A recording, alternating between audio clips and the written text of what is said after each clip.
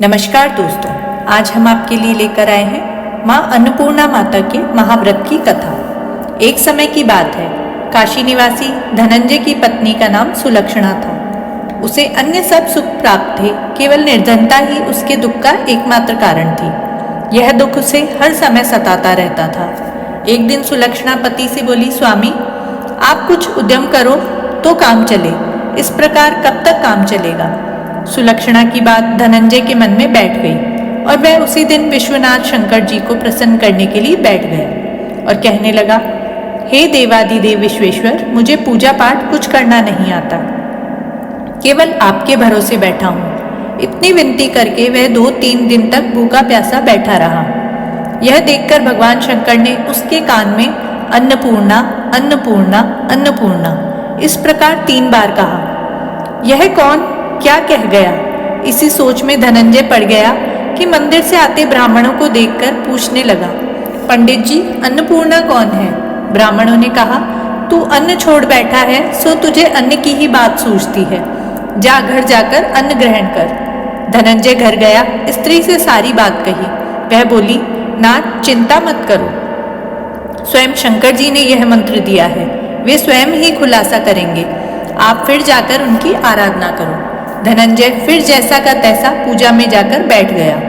रात्रि में शंकर जी ने आज्ञा दी और कहा, तू पूर्व दिशा में चला जा। वह अन्नपूर्णा का नाम जाप करता हुआ रास्ते में फल खाता, झरनों का पानी पीता जाता। इस प्रकार कितने ही दिनों तक चलता गया। वहां उसे एक चांदी सी चमकती वन की शोभा देखने में आई। सुंदर सरोवर देखने में या उसके किनारे कितनी ही अप्सराएं झुंड बनाए बैठी थी। एक कथा सुनती और सब मिलकर माँ अन्नपूर्णा इस प्रकार बार बार कहती थी। यह अगहन मार्गशीर्ष माह की उजली रात थी और आज से ही व्रत का आरंभ था। जिस शब्द की खोज करने वह निकला था वह उसे वहां सुनने को मिला। धनंजय ने उनके पास जाकर पूछा, हे देवियों, आप यह क्या करती हो? उन सब ने कहा, हम सब माँ अन्नपूर्णा का व्रत करती हैं। धनंजय ने पूछा, व्रत पूजा करने से क्या होता है? यह किसी ने किया भी है? इसे कब किया जाए? कैसा व्रत है और कैसी विधि है? मुझे भी सविस्तार बताओ। वे कहने लगी, इस व्रत को सब कोई कर सकते हैं। 21 दिन तक के लिए 21 गांठ का सूत लेना चाहिए। 21 दिन यदि न बने तो 1 दिन का उपवास करें और ये भी ना बने तो केवल कथा सुनकर प्रसाद लें। निराहार रहकर कथा कहें, कथा सुनने वाला कोई न मिले तो पीपल के पत्तों को रखकर सुपारी या घृत कुमारी वृक्ष के सामने दीपक रखकर साक्षी बनाकर उसे सूर्य, गाय, तुलसी या महादेव को बिना कथा सुनाए मुख में दाना न डालें। यदि भूल से कुछ पड़ जाए तो 1 दिवस फिर उपवास करें। व्रत के दिन क्रोध न करें और झूठ न बोलें। धनंजय बोला, इस व्रत को करने से क्या होगा? वे कहने लगी, इसके करने से अंधों को नेत्र मिले, लूलों को हाथ मिले, निर्धन के घर धन आए, बांझी को संतान मिले, मूर्ख को विद्या आए। जो जिस कामना से व्रत करे माँ उसकी वह इच्छा पूरी करती है। वह कहने लगा, बहनों मेरे पास भी धन नहीं है, विद्या नहीं है, कुछ भी तो नहीं है, मैं तो दुखिया ब्राह्मण हूँ, मुझे इस व्रत का सूत दोगी? हाँ भाई, तेरा कल्याण हो, हम तुम्हें अवश्य देंगी, ले इस व्रत का मंगलसूत्र ले। धनंजय ने व्रत किया। व्रत पूरा हुआ तभी सरोवर में से 21 खंड की सुवर्ण सीढ़ी हीरा मोती जड़ी हुई प्रकट हुई। धनंजय जय अन्नपूर्णा अन्नपूर्णा कहता जाता था। इस प्रकार कितनी ही सीढ़ियां उतर गया तो क्या देखता है कि करोड़ों सूर्य से प्रकाशमान अन्नपूर्णा का मंदिर है। उसके सामने सुवर्ण सिंहासन पर माता अन्नपूर्णा विराजमान है। सामने भिक्षा हेतु भगवान शंकर खड़े हैं। देवांगनाएं चंवर डुलाती है, कितने ही हथियार बांधे पैरा देती है। धनंजय दौड़कर जगदम्बा के पैरों में गिर गया। देवी उसके मन का कलेश जान गई। धनंजय कहने लगा, माता आप तो अंतर्यामिनी हो, आपको अपनी दशा क्या बताऊं? माता बोली, मेरा व्रत किया है, जा संसार तेरा सत्कार करेगा। माता ने धनंजय की जीवा पर बीज मंत्र लिख दिया। अब तो उसके रोम रोम में विद्या प्रकट हो गई।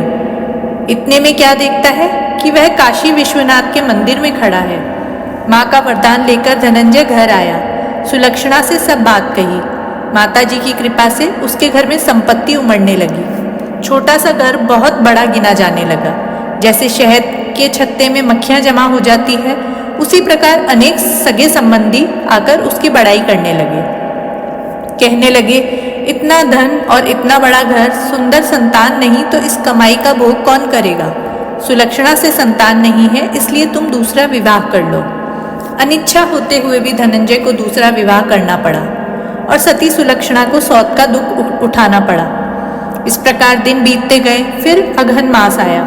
नए बंधन से बंधे पति से सुलक्षणा ने कहलाया कि हम व्रत के प्रभाव से सुखी हैं, इस कारण यह व्रत छोड़ना नहीं चाहिए।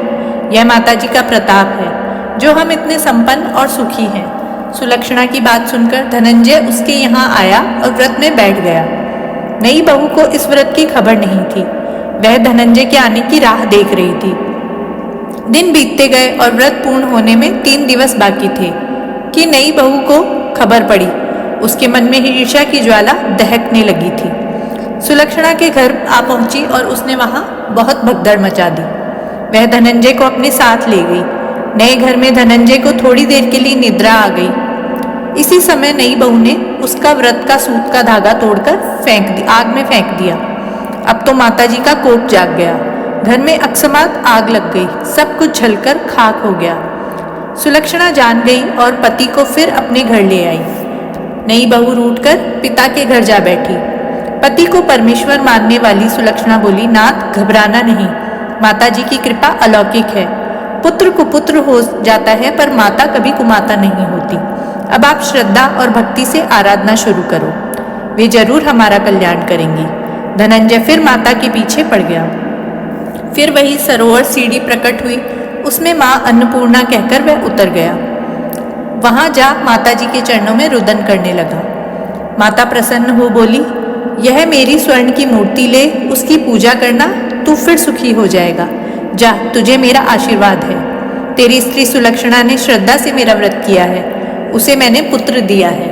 धनंजय ने आंखें खोली तो खुद को काशी विश्वनाथ के मंदिर में खड़ा पाया। वहां से फिर उसी प्रकार घर को आया। इधर सुलक्षणा के दिन चढ़े और महीने पूरे होते ही पुत्र का जन्म हुआ। गांव में आश्चर्य की लहर दौड़ पड़ी। इस प्रकार उसी गांव के निसंतान सेठ के पुत्र होने पर उसने माता अन्नपूर्णा का मंदिर बनवा दिया। उसमें माता जी धूमधाम से पधारी, यज्ञ किया और धनंजय को मंदिर के आचार्य का पद दे दिया गया। जीविका के लिए मंदिर की दक्षिणा और रहने के लिए सुंदर सा बड़ा भवन दिया गया। धनंजय स्त्री पुत्र सहित वहीं रहने लगा। माता जी के चढ़ावे में भरपूर आमदनी होने लगी। उधर नई बहू के पिता के घर में डाका पड़ गया, सब लुट गया। वे भीख मांगकर पेट भरने लगे। सुलक्षणा ने यह सुना तो उन्हें बुला भेजा, अलग घर में रखा और उनके अन्न वस्त्र का भी प्रबंध कर दिया। धनंजय, सुलक्षणा और उसका पुत्र माता जी की कृपा से आनंद से रहने लगे। हे माता अन्नपूर्णा, जैसे इनके भंडार भरे हैं वैसे सबके भंडार भरना।